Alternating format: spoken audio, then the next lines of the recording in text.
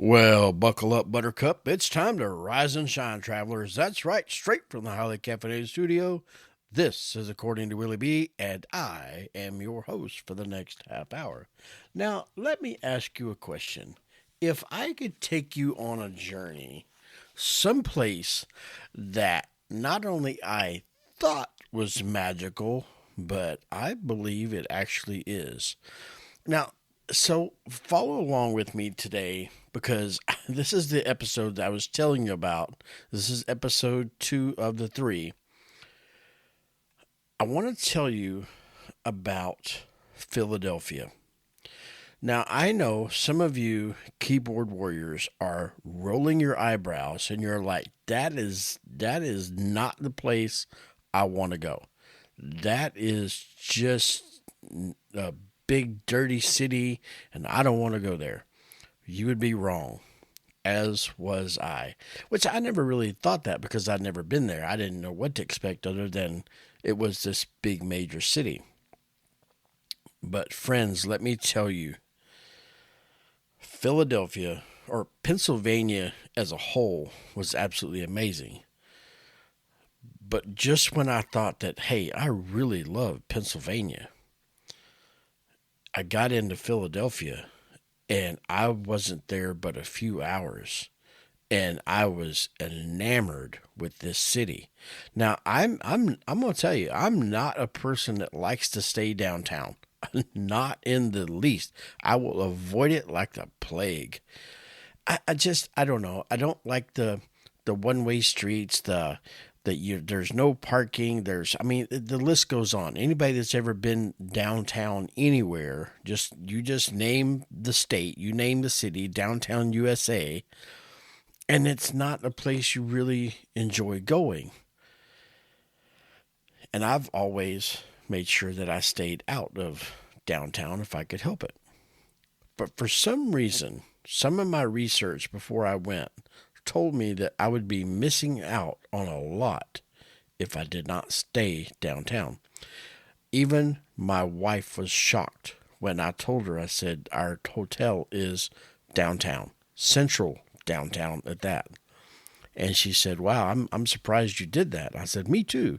But there's so much down there that I can't wait to experience. And I'm going to tell you about some great food places. Don't get me wrong. But I'm going to try to ease into it because it was insanely good. And the people were so friendly. It truly is a city of brotherly love. I actually was there 2 days and I actually made friends that, it was insane. It was just so cool. And they absolutely, everywhere I went to shoot an episode of Culinary Highway, they literally rolled out the red carpet for me. I've never been so humbled in my life. So, the one place that I thought was going to be interesting, so to speak, was the Reading Terminal Market. Now, me being a Southerner, I was originally calling it the Reading Terminal Market. You know what? Tomato, tomato, whatever. But it is pronounced the Reading Terminal Market. Reading. It's pronounced Reading.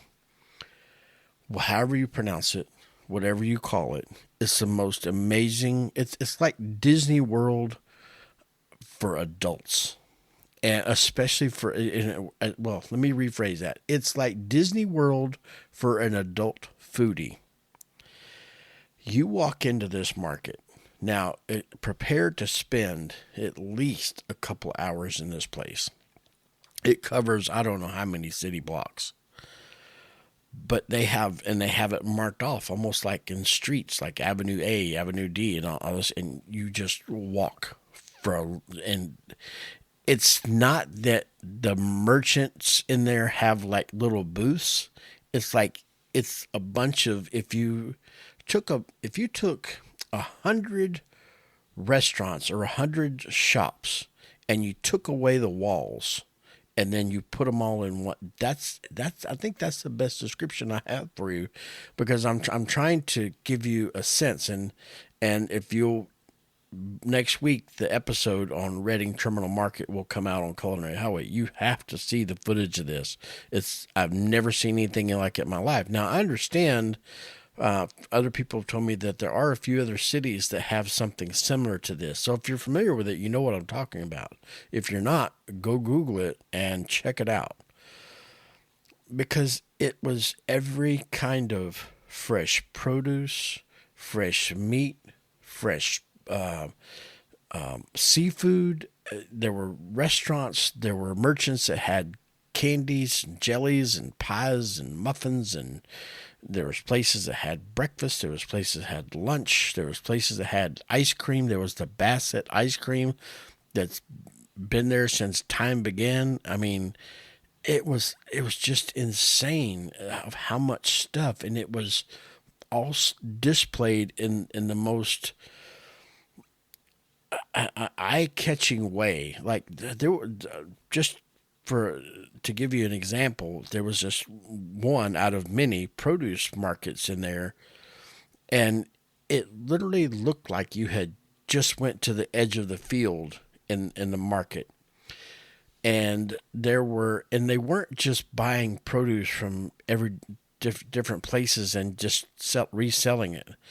Most of these that I talked to were actual farms. They had their own farm, and then they brought their stuff into their market inside the Reading Terminal Market. Same thing with the meat, same thing with the seafood. Some of them had actual boats that they were getting their own. I mean, it was crazy. But no, I got to tell you, because I'm excited to tell you about this part. So I'm going to go off into a little bit of the food, because I met some people in there that were just absolutely incredible. And one of them, his name was Jason. Now, he owns this place called Down Home Diner. And so, I went in and I was like, okay, I got to find me a place for breakfast. So I see Down Home Diner. And I'm like, this sounds really good. I did not expect what I was about to be served. I did not expect any of what I was about to experience. As I sat down at the table and chatted with my server, he was telling me that they make the cherry jam. They have a cherry jam, and they make it in-house, and they source the cherries from New York State. I mean, and the biscuit was homemade. I mean, they make it in-house. And so it was one of the most incredible breakfasts that I've had in a while. And it was just absolutely amazing. Then to top it off, as I finished my meal, I had my card and I handed it to my server and I said, do me a favor and hand this to your manager or owner, and just let them know. Then about 4 to 6 weeks, their episode will go out on YouTube. I definitely want to highlight this. And, because I'm sitting there at the table with all my camera gear. So naturally they're like, what are you doing? So what happened next, I was not prepared for it at all. And, when you do things like, and I've learned this in the last few months, doing the podcast, doing the Culinary Highway show, you've got to be prepared for the unexpected, because you're going to have the unexpected every single time. And you either react to it or you go on and move on along and just pretend it like it didn't happen sometimes. So, you've heard me have a word salad before. So the owner comes out and he says, I'd like to kind of give you an interview on camera if you'd like. And I was like, man, that would be phenomenal. So he sits down at the table and he's telling me all about the restaurant, and he's telling me how they do things from scratch. And he was telling me about the cherry jam. I said, I could eat a bucket of that cherry jam. That was absolutely incredible. And what I loved I'll tell you what was amazing about the cherry jam is it wasn't overly sweet. You still had a little bit of that tartness of the cherry, and you can tell it was not they didn't have 10 pounds of Sure-Jell stuck in there to make it look like, buffet Jello. I mean, it was really, honest to goodness, a cherry jam, and it was so good on that homemade biscuit. I'm telling you, that was absolutely incredible. So as we just sat and chit chatted about the restaurant industry, and I shared with him my experiences in the restaurant industry, he asked me, he said, "So, what other places are you looking to film for your show?" And I said, "Well, I'm in Philadelphia, so naturally I have to find the best cheesesteak. I mean, that's what Philadelphia is known for. Hello, a Philly cheesesteak." And he said, "Well, I've got one for you, but I'm a little biased." And I said, "Okay, lay it on me." He said, "Well, look behind you." He said, "You see that place right across the hall called DH Steaks?" And I said, "Yes, sir." And he said, "I own that." And I said, "Well, okay, I see why you're biased." And I'm like, "Okay, that's cool. So tell me about it." I had just eaten a big breakfast. I was no way hungry until he starts telling me about the cheesesteak, and all of a sudden I found myself hungry again. Not that I had to wait until lunchtime because there's no way I could have eaten anything else after that monster breakfast. But he said we source the meat locally. We slice our meat in house.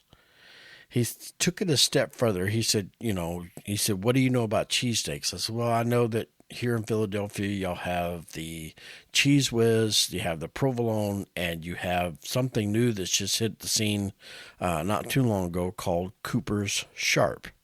And he said, "Exactly." He said, "But a lot of places buy their Cheese Whiz." He said, "I have a recipe, a family recipe, where we make our own Cheese Whiz in house." And then, of course, their roll, they don't call it a bun, they call it a roll, was made by a local bakery every single day. I mean, you can see the boxes stacked up. They brought them in every day. And I thought, man, that's got to be the most incredible cheesesteak that's ever existed. So I told him, I said, "Well, give me a couple hours to digest this breakfast." And I said, "I will definitely be back for that cheesesteak." So, as promised, I waited. I came back at lunch and I ordered a cheesesteak. And let me tell you, that was the most delicious. I have no words to describe it. To be honest with you, I run out of descriptive words because it was the most amazing sandwich I've ever eaten. The meat was so tender, so flavorful, so savory. The cheese just fit right in, and the cheese had just enough bite to it, and it was creamy. And then the onions and the peppers, and then that roll was just hearty enough to hold up to all that. And let me tell you, you have to hold on to that sandwich with both hands. At some points while eating that sandwich, I wish that I had been an orangutan so that I could have used my hands and my feet. You know what? You can laugh at me if you want to, but I'm telling you, that sandwich was a lot to manage. But I ate about half of it, and that's all I had to save the rest for later. But wow, it was absolutely incredible. And to meet a restaurant owner and they do everything from scratch. They don't buy into the hype of all the food service manufacturers, and they do everything from scratch. They do it the hard way, and that's why they've been in business so many years. It was absolutely incredible. I did meet some other food establishment people in the Reading market. Like I said, the Bassett Ice Cream.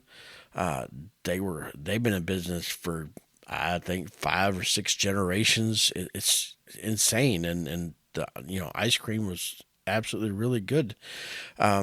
I was in across at the Navy Yard hanging out one day of our day in Philadelphia, and I ran into this little place for breakfast, and I happened to notice that the name said DiNick. It's DINIC, so it's DiNick. And so I said, "Well, I'm gonna grab me a breakfast sandwich." Wow. Again, it's a two-handed sandwich just for breakfast. It's massive. A bagel, and it had English muffin. I had an English muffin. I kept going back and forth. I was like bagel, English muffin, and I went with the English muffin. I do remember that. But I remember it had so much cheese, so much egg, and so much bacon. I mean, come on. So I know I get sidetracked when I say bacon, but this sandwich was incredible. So I was talking to the lady and told her, what I was doing while I was filming the outside of the restaurant, because it was just a little walk up place, right, in the Navy Yard. And she said, the owner's name was Frankie. And I said, well, is Frankie here? And she said, yes. And so he steps to the window, and we had the most candid conversation. And he was just this fun character on camera. And we had a great conversation, learned all about it. He starts telling me about brisket because he had actually spent some years in Texas. And so I told him, I said, well, brisket's our thing. And he said, well, I hate to tell you, he said, but, the Italians have a way of doing brisket too. And so he told me, he said, go back to the Ready Market to talk to his brother and his cousin over there, because there was Tommy Denick over there in the Ready Market that had roast pork and beef sandwiches. And he said, make sure you get the brisket. Unfortunately, when I went back over there to get one on the day that we were going to leave, they weren't going to have brisket ready until that afternoon, and I was so disappointed. So I am so going back there to have that Italian brisket sandwich. I mean, I don't know what's on it, and I don't care, but I will gladly eat it. So, but again, another family-run restaurant in there. All these businesses, there were businesses that had every kind of spice that you could just possibly, things you never even heard of. And I mean, I'm a foodie, I love to cook, and they had spices that I'd never heard of. They had a place that had the olive oils and the balsamic vinegars, and they had places that had all kind of pastries, cakes and pies, and it is a foodie central, and you could literally spend hours walking around in that Ready Market. But downtown Philadelphia, I gotta say, I enjoyed it. We didn't walk around at night, so I tell you, when you travel, be aware of your surroundings. Well, when you're in a city, now don't get me wrong, because we stayed. To give you an idea, we stayed flat smack dab central of central Philadelphia. We stayed at the Hilton Garden Inn, and basically what they call Chinatown is right across the street, and kind of around, down across the street and kind of down the street. And then you go down, you walk out of the hotel, go around the corner, and there was the Ready Market. So I never really felt unsafe, no more than I ever did in any major city. And I think that's what really, to me, made Philadelphia so cool. There was a lot of areas just outside of Philadelphia that you could go, like around the Navy Yard. You can go over there and go fishing right outside the city, right over there at the Navy Yard. And I'm gonna say the downtown Philadelphia was just absolutely amazing. I would recommend at least once in your life to go to downtown Philadelphia and stay downtown for the experience. I had a lot of people tell me mixed signals before I went. Oh, there's a lot of crime there. I'm like, show me any major city. I mean, I grew up in and near Houston, and you show me any major city that doesn't have crime, that doesn't have its share of issues. That's what cities have. I mean, and that going in. But let me tell you, I've lived in a lot of friendly states. I've lived in Tennessee. I've lived in Texas. I live in North Carolina currently. I don't think I've ever been treated more friendly or have had a more friendly attitude towards me, especially being what I would call an outsider from, going into Pennsylvania.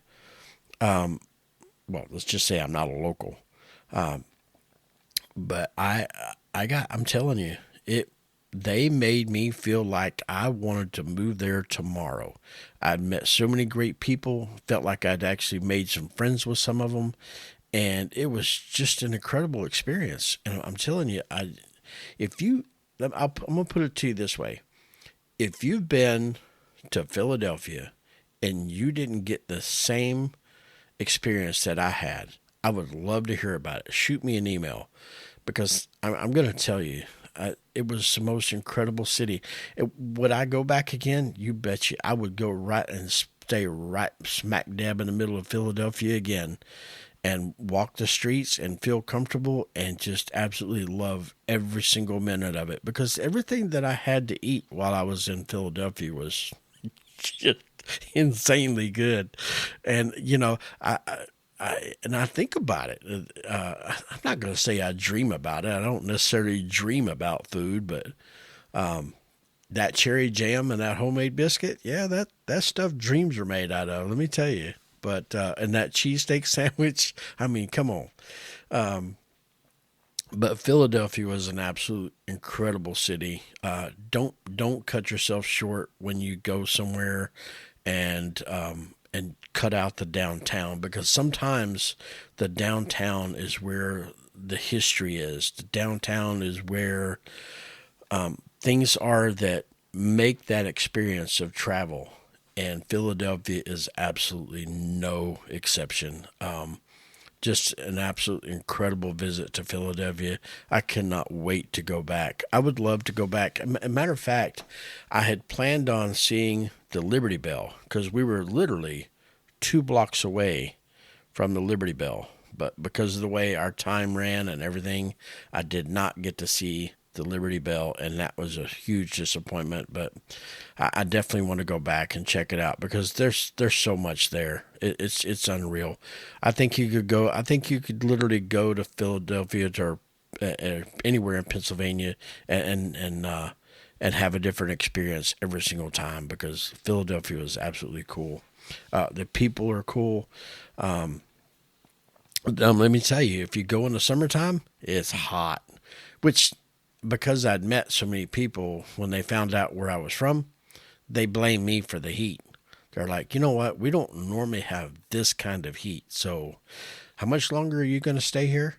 So, they were doing it in love, of course, because it is a city of brotherly love. But do not miss out on staying in Philadelphia and checking it out. But definitely, you got to check out the Reading Terminal Market. Again, that episode will come out later this week, and you got to catch it because I'm telling you, it's at Culinary Highway, and just to see, because I promise you, my descriptive words are not doing it justice. But I digress. As I always say. But listen, I'm going to cut you and let you go for today. That's pretty much what I had. But like I said, the third part of this series will be Atlantic City, and that will be next week. I greatly appreciate everybody that listens. And the one thing that I do have to remind you is don't forget to caffeinate and conquer. And I will see you right back here 1 week from today, right behind this big old mic. Thank you and have a great day. Bye-bye.